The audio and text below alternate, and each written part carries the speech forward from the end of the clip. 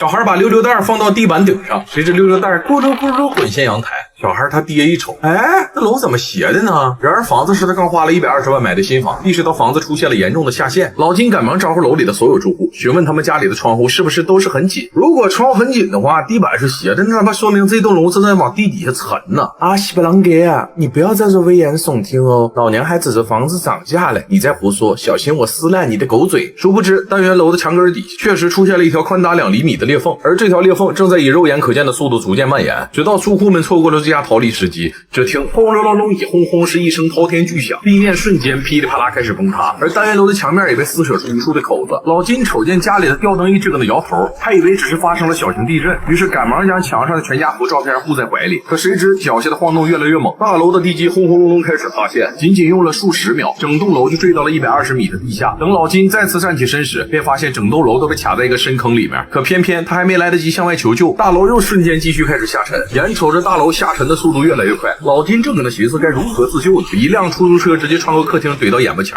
当他看清楚车里坐着正是他的同事小朱，老金赶忙拽动车门把手，企图营救同事。紧接着咔嚓一声，车把手整个浪的被老金拽掉，小朱整个人都懵逼了，赶忙在车里面撬动门锁的开关，谁知门锁开关掉的比车的把手还利索。就在俩人以为他们要嗝屁的时候，出租车的车后腚直接卡在深坑的墙壁上。老金赶忙协助小朱打开车窗，把人从出车里给薅了出来。随后俩人找到楼里的所有现存人员，跟他们一起转移到楼顶，准备打电话向外界寻求救援。可由于他们距离地面实在太远，手机压根没信号。就在几个人寻思着该怎么向外界求救的时候，搜救队也从地面展开了救援行动。谁料泥土层却一直往底下坍塌，救援人员不得不终止救援，改用无人机往深坑里勘察情况。但这个深坑的深度已经超过了无人机最远的飞行距离，10分钟不到，无人机没信号了，小飞机呜的一下就失控掉了下去。当老金他们发现掉落在房顶上的无人机，顿时高兴完不了啊！搜救队来救我们了，我们有救了！然而就在几人刚准备庆贺他们死里逃生，大楼紧接着开始噼里啪啦再次下坠，而邻居用来固定身形的缆绳突然断裂，整个人呜的一下跌进100米深的泥潭。可他越是挣扎，却越往底下陷得越深，眼瞅着泥浆就要没过阿坤的脑瓜篮，邻居赶忙给阿坤扔了个安全绳，准备用绳子把他给薅出来。谁知阿坤的大孝子救父心切，扑通一下照着泥潭就是纵身一跃，本就孱弱的缆绳根本无法承受2个大男人的体重，哗嚓一声直接拦腰截断。阿坤赶忙托起儿子的下颌，拼了老命也想把儿子救出泥潭，然而2个人在泥潭里越陷越深，10秒钟不到，泥潭就瞬间淹没了俩人的脑瓜篮。见此情况，老金立刻走到楼梯，飞奔到顶楼里边，然后抄起一把椅子，照着外层的窗户玻璃噗呲一下砸了过去，紧接着接触泥潭的玻璃应声而碎。阿坤父子俩的身体顿时就被泥浆带进了大楼。老金连同其他邻居一起用手把俩人从泥浆里给薅了出来，然后清理掉他们口鼻的堵塞物，直接把俩人小命从阎王爷手里抢了过来。与此同时，房顶上与地面失联的无人机恢复了传输信号，在搜救人员的操纵指挥下，无人机扑棱着螺旋桨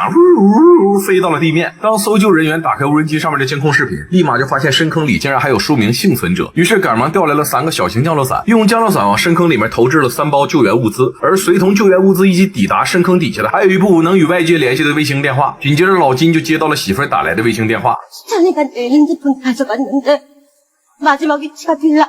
老金一听顿时心急如焚，即使搜救员在电话里他再三强调务必在房顶上等待救援，不能擅自行动，可是老金救子心切，当即和邻居们一起收集所有的绳子，然后把缆绳系在自己的腰部外侧，紧接着来到电梯井的通道跟前，照着电梯井的钢绳就是纵身一跃，其他人立刻拽着缆绳的另一头，协助老金安全降落到电梯井的底部。之后老金打开了电梯较强的顶部盖子，进入电梯。就在老金拼尽全力去扒开电梯箱门的时候，地面上的救援队准备用起重机吊着救援人员进入深坑救援，谁料深坑旁边的住房楼突然崩断了固定绳索，住房楼整个浪的塌陷到深坑里面，救援队的救援不得不暂时终止。与此同时，老金搁电梯里察觉到大楼传来异样的震动，他赶忙穿过电梯的缝隙，解开自己搁身上的缆绳，来到大楼底部。当老金扒开废墟，好不容易才找到被困在管道里的儿子小金，紧接着就发现同样被困在大楼底下的还有个年过80的老太太，但是老太太为了陪伴遇难的小孙子，并不愿意跟老金一起撤退，她找出鞋子和绳子交给老金，然后把孙子的头发包裹在手帕里面，让老金务必要把他孙子头发带给他母亲。随后换上老太太的鞋，老金用救生带把小金捆在背后，背着小金小心翼翼地往楼顶上爬去。然而当他爬到大楼的外侧，却发现深坑下起了瓢泼大盆、倾盆大瓢，老金只能背着儿子谨慎地拽着水管爬往楼顶，殊不知更大的危险已经到来。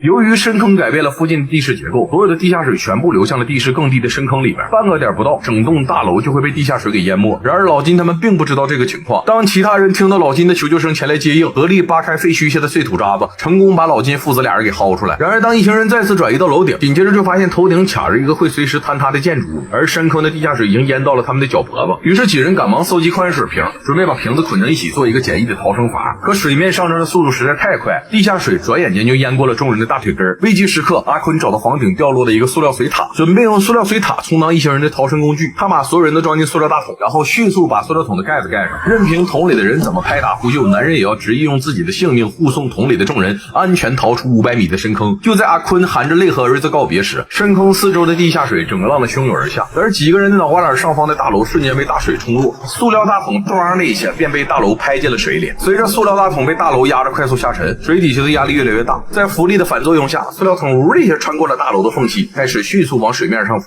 谁知塑料桶紧接着就被大楼附近的电线卡着半道。当众人搁桶里感觉塑料桶卡了不动了，立马就意识到塑料桶指定是被什么玩意儿给挂在了半道。于是他们不停地撞击大桶侧壁，使其挣脱电线的缠绕，继续上浮。一行人没来及喘口气儿，塑料大桶啪嚓一下撞上了水里的一节钢筋，地下水瞬间就沿着钢筋嘎出来的破洞灌进桶里。而老金他们被困在塑料桶里，压根就使不上劲儿脱离困局。就在几人拼了命的想要把钢筋推出去之时，阿坤在水中发现了被困在钢筋那塑料桶，于是赶忙拽着大楼上的钢筋管道，照着塑料桶的顶端，咚咚咚咚一咚咚是猛烈地狂踹。随着噗的一声，塑料大桶瞬间就挣脱了粗大的钢筋，浮到了水中。可是大桶的桶身却被嘎出个直径长达10厘米的窟窿眼子，地下水瞬间就稀里哗啦灌到桶中。眼看着灌进桶内的水流跟那个脱缰的野马似的，压根堵不住。老金的同事照着桶身上的窟窿眼子，噗嗤就是一炮子，直接用自己的胳膊肘子堵上窟窿眼，塑料大桶顿时停止漏水，开始上浮。此时阿坤赶忙游向了塑料大桶，准备拽着同事的胳膊肘子一起浮出水面。谁知大桶上浮的速度实在太快，阿坤还没游到跟前，整个人就开始失力下沉。就在阿坤以为自己要嗝屁的时候，塑料桶身上挂着的电线呜的一下套中了自己的脚脖子，带着阿坤迅速浮到了水面上。此时地面上的救援人员通过监控看到深坑里的一行人都还活着，整个人都懵逼了。